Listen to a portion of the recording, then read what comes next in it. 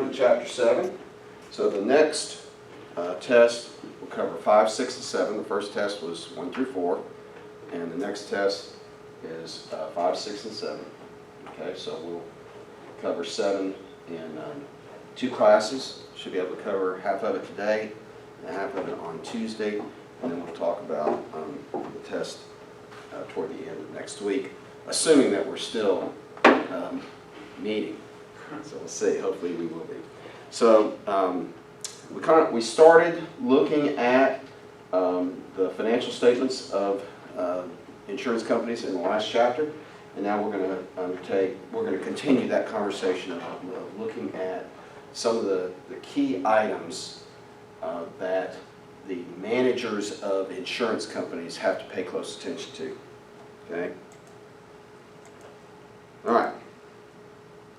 So here's a typical balance sheet for an insurance company. And we know that the balance sheet is dominated by financial assets. Okay, now the companies have nice real estate because they generally are pretty lucrative. They've got a lot of capital, so they have some pretty nice real estate on their balance sheet, but a lot of invested assets. And we know that the majority of those assets are in bonds. So out of $392 million, you've got $280 million of that in bonds. And we saw a breakdown of the difference between a life insurance company and a property casualty company on Tuesday, and we also saw the difference between the general account and the separate account and how they're invested. All right, so the primary liability is reserves. Let's see if that pops up. There we go. So right here, money that is set aside either in actuality or just as an accounting entry to indicate that there's some liabilities out there. So we're going to get into a conversation about what these are, okay? What these reserves are. All right, so loss reserves on the balance sheet are carried for regulatory and for accounting reasons, okay? And so the loss reserves really are carried for regulatory, and the unearned premium reserves are carried for accounting reasons. Okay? All right, so what is a loss reserve? It's an estimated amount for claims that have already been reported and the company has already adjusted them, meaning they've set the amount that's going to be paid, but they haven't been paid yet. Okay? The money has not been sent out yet. So this money needs to be set aside and available to be sent out. So the people who are managing the assets for the insurance company need to be communicating with the people who are managing the reserves so that they don't take a reserve that is to be paid out in the near term and invest it in long-term assets. That would be a real problem. So there's got to be some communication going on. Okay? Claims that have been reported but have not yet been adjusted. Okay, so somebody calls up and says, hey, I've had a flood, and the company hasn't sent their adjuster out to see exactly how much it's going to cost. And claims that have been incurred but not yet reported. So altogether, these represent all of the claims that the company estimates is out there. Okay, yeah? So let's say that someone needs $1 million in that loss reserve account. How long of a time period would it be for that $1 million to be put in the loss reserves account and then sent to the person? That depends. That's on a case-by-case basis, you know. That's on a case-by-case basis. And we'll get, as we go through it, I think you get a better picture of the different ways that reserves are computed. And that'll give you an idea, okay? Because this is really, generally speaking, this is for regulatory purposes. These companies, insurance companies, all financial services companies are highly regulated because we can't afford to have them fail.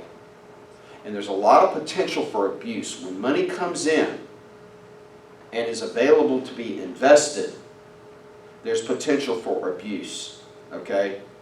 And the money has got to be in a liquid form when claims have to be paid. The same thing at a bank, money has to be in a liquid form when customers need their money. When they come in and say, I'm making a withdrawal, or when they write a check, or when they go to the ATM machine, banks are holding that cash, but they have reserves that they have to hold as well because it's not their money. And this really isn't their money, okay? So they have to make sure that they report properly. Okay. So in particular, loss reserves are important for liability policies, okay? Because it often takes a long time, and these liability policies can be these liability cases can be very large, a ton of money involved. Make sure, yeah, I want to make sure this is on. Yeah, it's on. Okay. All right, so loss reserves are computed for individual cases, okay? No, like you were asking about, an individual case, you look at it on a case-by-case basis and say, okay, what do I think the expected loss is for this policy, this exposure that we've taken on? And we need to make sure that that liability is represented on our balance sheet, kind of like a contra account, allowance for doubtful account. It hasn't actually happened yet, but experience teaches us that it will happen. Because we know that, we need to put that on the balance sheet as a liability, okay, for people to look at the balance sheet and get a clear understanding of our financial condition. If we don't put it on the balance sheet, but we know it's probably going to happen, then shame on us for misconstruing or misleading people as to whether we're strong or weak, okay?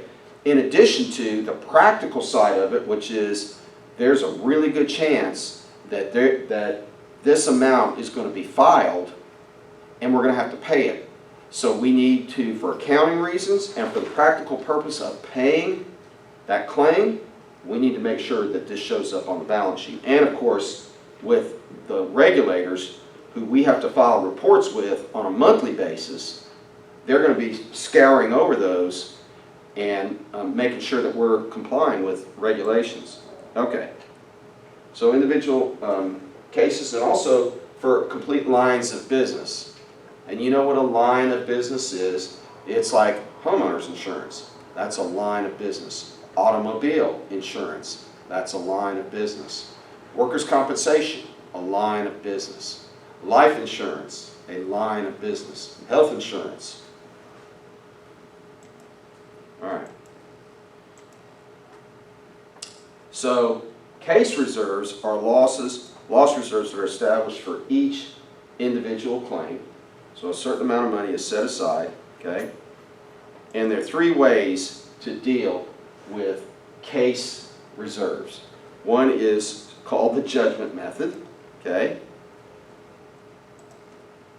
And that's when you get an expert to look at the case and estimate what they think each claim is going to cost.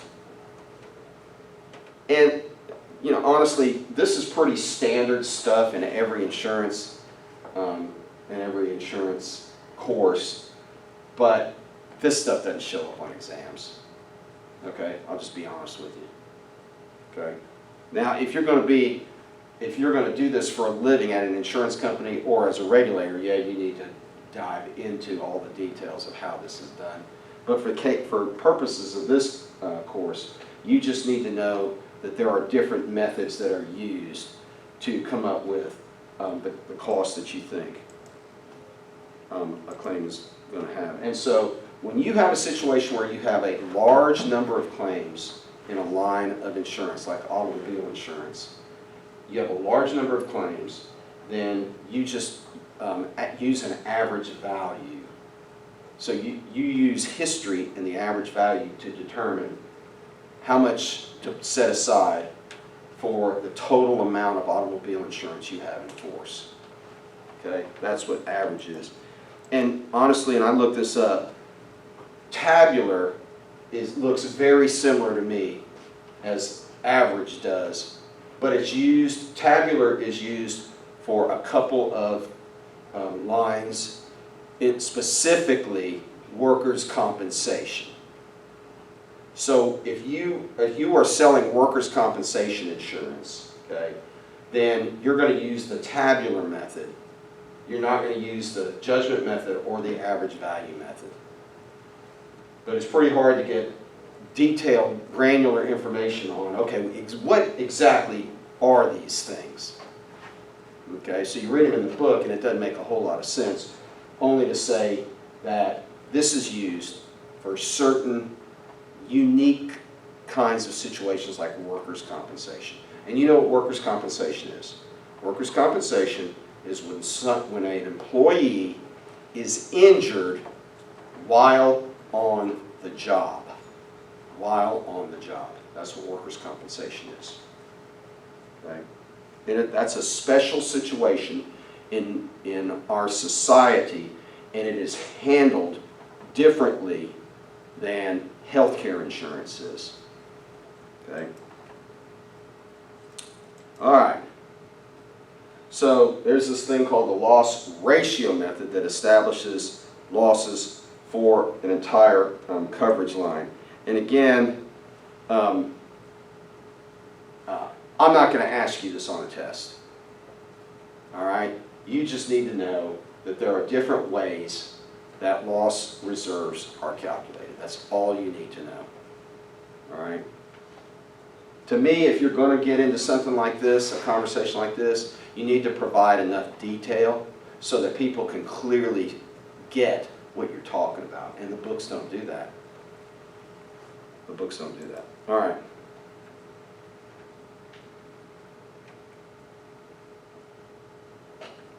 All right. Here we go. Let's get into something a little bit more real. Okay. The unearned premium reserve.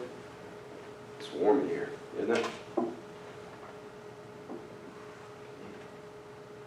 don't know if this works, but we'll see. So this is a liability item on the balance sheet that represents the unearned portion of premiums on all outstanding policies at the time of valuation. So here's the way it works. When you pay a premium to a company, it's a prepaid subscription. And there are lots of different companies that operate that way, where you pay in advance and then use their service or receive their product over time.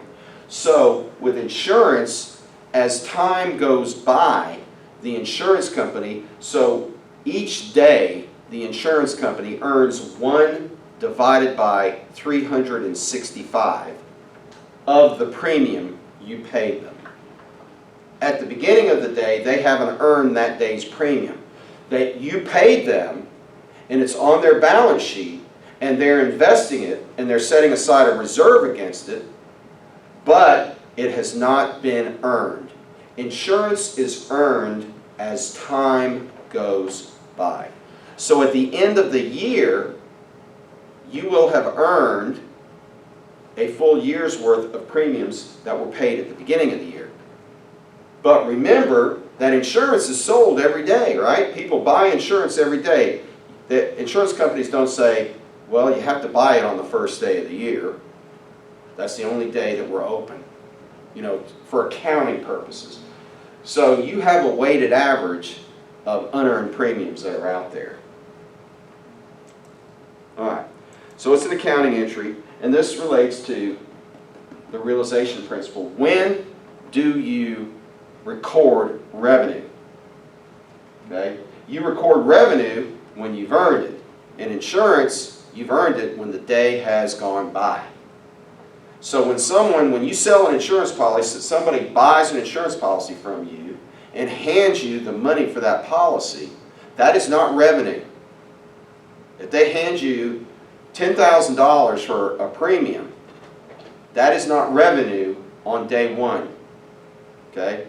That is revenue that is earned, that shows up on the income statement at the end of the year, but not at the beginning of the year. At halfway through the year, your revenue will be $5,000 on that policy, because you, halfway through the year, you will have earned half of that premium. See what I'm saying? So that's why they account for it like this.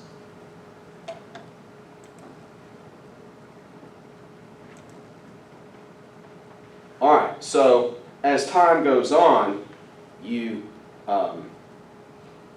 credit sales and you debit the reserve as time goes on. Okay? And from a practical standpoint, if someone cancels a policy, the insurance company owes them a pro rata amount back. So if you paid your premium for the full year up front, and you always have that option, okay? The insurance company will say, here's your premium.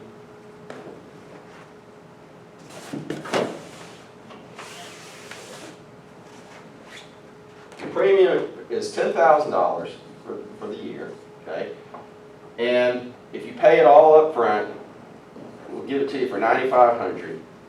And if you pay it monthly, you're going to have to pay $900 a month. Okay? So let's say you pay the $9,500 up front, and you get halfway through the year. Well, they owe you, what is that, $47.50. They have to pay you $47.50. And so that $47.50 is set aside in that premium reserve. And once again, and they know over time, they have a good idea of what percentage and dollar amount of premium is going to have to be paid back in the form of refunds. Okay? They've established that through history. And the company might say, you got to give us 60 days to get that money back to you. Why? Because they have that money invested. Okay? All right.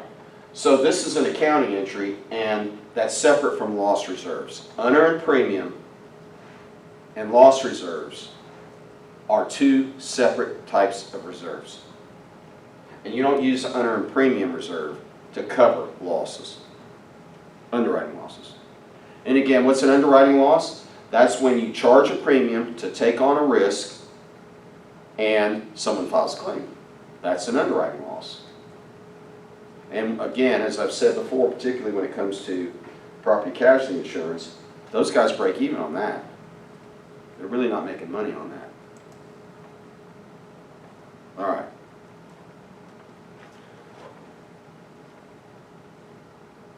All right, so your premium reserve, when you transfer risk to a reinsurance company, they also take on the risk of cancellation. Okay? And by the way, most people think that the number one issue in the debate last night between Pence and Harris was healthcare. And they started off by talking about COVID, and which is a joke, because Biden hasn't said he would do anything differently than what Trump did, except close the economy down again. Now he's sitting here in October telling the American people what should have happened back in January, but he's sitting here in October after we have 8 or 9 months of information gained over the last 7 or 8 months or 9 months about what we should have done. Well, that's like saying, well, I should have bought this stock at the beginning of the year. There ain't no magic in that, sorry. But anyway, the second part of that, which I think is a very legitimate concern, is health insurance in the Affordable Care Act. And we'll get into that in the health insurance section, but pre-existing conditions. That is a huge issue, I agree with the Affordable Care Act. I agree with President Obama that we should force insurance companies, we should prohibit them from canceling people based on pre-existing conditions. Because if we put that law out there, then all of the companies have to put that into consideration as they pool people, and then they price accordingly.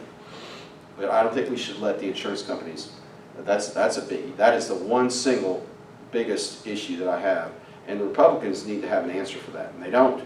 So shame on them for that. You guys staying on your parents' policy till you're 26, that's a big issue too. To me, that's not as big as pre-existing conditions, but it's still important. It's still important. So that's something, that's a legitimate concern. All right. So you're taking insurance, and insurance was at the forefront of the debate last night. Okay. So we've talked about this before. Policyholder surplus. This is equity on the balance sheet. Is the difference between the insurance company's assets and liabilities. It's capital. How much capital do they have? Okay. And the more surplus a company has, okay, the more secure policyholders are that a company has the assets to pay claims, okay, and it determines the ability of an insurance company to take on additional risk. How can you grow? Well, like all companies, in order to grow, you need capital, okay? So an insurance company has to have adequate capital in order to take on more risk. And all companies have to, okay? So surplus is the contributed capital and the retained earnings. Okay, and you know for mutual companies, we've gone over this, mutual companies don't have contributed capital. Mutual companies are owned by the policyholders.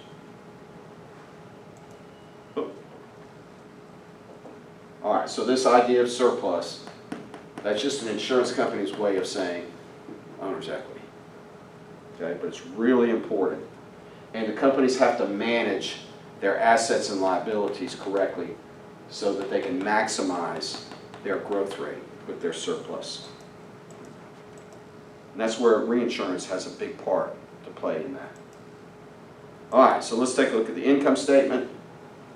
So it summarizes, obviously, revenue and expenses. Okay? Two principal sources of revenue are premiums, earned premiums, okay, and investment income. And investment income consists of interest that they earn, dividends that they earn, and capital gains that they earn. Okay? And remember this, that a capital gain doesn't become income until you sell the security. So if you buy a security at 10 and it's sitting on your balance sheet at 12, or at 10, but the market price is now 12, that $2 gain does not flow